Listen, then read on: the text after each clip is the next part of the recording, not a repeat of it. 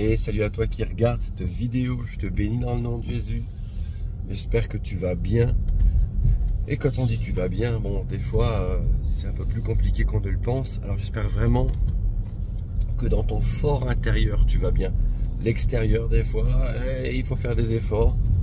Notre corps a besoin qu'on tienne ferme à l'intérieur, moralement, mentalement, spirituellement, et que le Seigneur t'accompagne. Alors, je voulais juste laisser cette vidéo par rapport à Luc 19, verset 10. Il y a quelque temps, on a eu notre spectacle de Noël, et j'avais eu l'occasion de préparer quelques mots, et ce verbe m'était apparu comme surprenant, alors qu'on lit tellement souvent des textes bibliques, et en réalité, on passe à côté de certains mots. En tout cas, pour cette fois-ci, ça m'était apparu, ça m'avait, on peut dire, sauté au visage.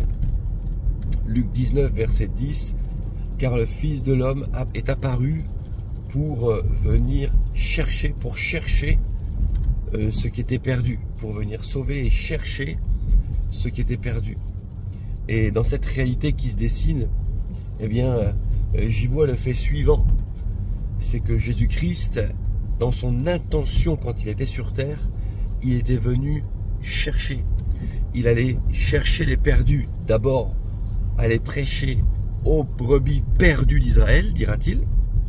D'abord, il faut aller prêcher aux brebis perdues d'Israël. Et ensuite, il a ouvert son champ. Et très rapidement, de toute manière, à la fin, il a envoyé ses disciples vers toutes les nations. Et donc, l'intention, le cœur de Jésus, c'était d'aller chercher ce qui était perdu. Il nous rappellera, rappelez-vous, cette parabole, cette histoire du bon berger, celui qui laisse 99 brebis pour aller chercher celle qui est perdue. Parce qu'il y a plus de joie dans le ciel pour un pécheur qui se repent que pour 99 justes. Il y a de la joie dans le ciel pour les 99 justes, hein. Et il y a eu tellement de joie dans le ciel quand ces 99 justes sont devenus justes, peut-être un après l'autre. Mais à chaque fois qu'un redevient juste, alors il y a une joie immense dans le ciel. Et voilà, juste ce fait-là, ce trait de caractère qu'il est venu chercher. Et par son Saint-Esprit, alors que Jésus est retourné au Père, il a envoyé son Saint-Esprit, l'intention, le caractère de Jésus n'a pas changé. Il continue à aller chercher ceux qui sont perdus. Et si à l'époque il le faisait au travers de son corps physique, Jésus, son esprit, était dans son corps physique à l'époque, qui était venu au monde grâce aux entrailles de Marie, l'histoire de Noël, entre guillemets, le petit bébé dans la crèche, que tout le monde réévoque à Noël, même si on sait que c'est pas la période, soit. Et bien même si à l'époque, il le faisait dans son corps physique, son intention, sa passion, ce pourquoi il se levait le matin, c'était pour aller chercher ce qui était perdu. Aujourd'hui, il continue à le faire dans son corps sur terre, qu'est l'Église. Parce qu'aujourd'hui, le corps physique de Jésus sur terre, c'est l'Église. Et la Bible nous dit même que lui, il en est la tête. Si à l'époque, excusez-moi de l'expression, de ce que je vais dire, si à l'époque, quand Jésus avait la tête sur les épaules, ok, en vrai, je veux dire qu'il était vivant, quoi, hein, sur terre, là, quand sa tête dirigeait son corps, son intention était d'aller chercher les perdus, alors aujourd'hui c'est encore le cas. Alors qu'il est la tête de l'Église, il faut que l'Église aille chercher les perdus. Il faut que l'Église de Christ aille chercher ceux qui ont besoin d'être sauvés. On n'est pas là en train de dire qu'il faut les obliger. On n'est pas là en train de dire qu'il faut les forcer. Tout le monde est libre. Tu es libre de croire, de ne pas croire. Tout le monde est libre. Mais on est en train de dire que le cœur de Dieu est encore d'aller frapper à la porte de leur cœur.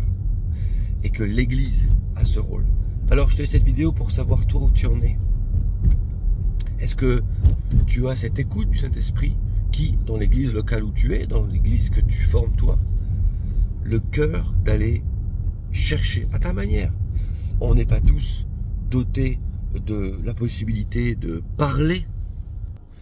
On a tous effectivement des talents différents. On a tous une personnalité différente. Mais la Bible dit que nous avons tous le même esprit qui est celui de Dieu en nous. Ok? Donc ce Saint-Esprit, le Saint-Esprit, le nôtre, Amen, qui vit en nous, veut nous amener à avoir une passion, un intérêt vers ceux qui sont perdus, un amour, pour reprendre ce mot global, puissant et final, vers ceux qui sont perdus. Et c'est ce trait de caractère que je voulais te laisser. Ravive la flamme en toi, qui est enfant de Dieu, pour les âmes perdues. Ne te laisse pas abattre. Si tu as des problèmes, si tu as des poids sur ta vie, laisse Dieu s'en occuper. Bien sûr, repens-toi auprès de Dieu et règle les situations avec Dieu s'il le faut, avec des personnes. Tu vois, si tu veux demander pardon, il faut le faire. C'est la base. Mais au-delà de ça, ensuite, laisse Dieu s'occuper de toi.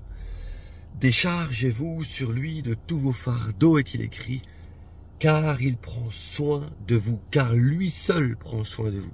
Et même la version Parole vivante dira, une fois pour toutes, déchargez-vous sur lui de tous vos soucis.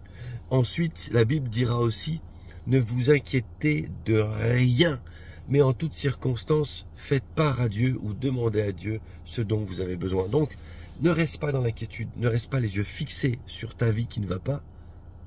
Laisse Dieu s'en occuper. Et toi, ouvre ton champ de vision vers ceux qui sont dans ton cercle de vie, tu vois. Tu as des personnes qui te côtoient, tu as des voisins, tu as des collègues, tu as la famille. On côtoie tellement de monde, sur les réseaux même, hein, tu vois. Et sois prêt à être attentif à ceux qui sont perdus. Parce que le cœur de Dieu bat encore en toi. Et je te parle à toi aussi qui est peut-être pas chrétien. Peut-être tu ne crois pas en tout ça. Alors je t'invite à faire une chose juste. C'est à entendre que Dieu te cherche. Et peut-être tu te dis, ouais, s'il me cherche, il va me trouver. Par cette vidéo, entends que Dieu te cherche. Et que si toi aussi, tout à coup, tu te mets à tourner les regards vers lui, juste à lui parler, à lui adresser ton cœur, dans le secret, tu vas être, tu sais, comme ces travaux immenses qu'ont été ceux du tunnel sous la Manche, où les deux pays se sont rejoints à un endroit, la France et l'Angleterre, où à un moment donné, ils ont utilisé des outils, même de la géologie, étudier les fonds, la terre en dessous de cette masse d'eau, pour se géolocaliser et être sûr de se retrouver. Laisse-moi te dire une chose, c'est que Dieu, lui, il sera au point de rendez-vous pour ta vie. Si toi tu ne le cherches pas, tu ne seras pas au point de rendez-vous. Mais Dieu, lui, te cherche. Et il désire que tu lui donnes ton cœur. Allez, que Dieu vous bénisse.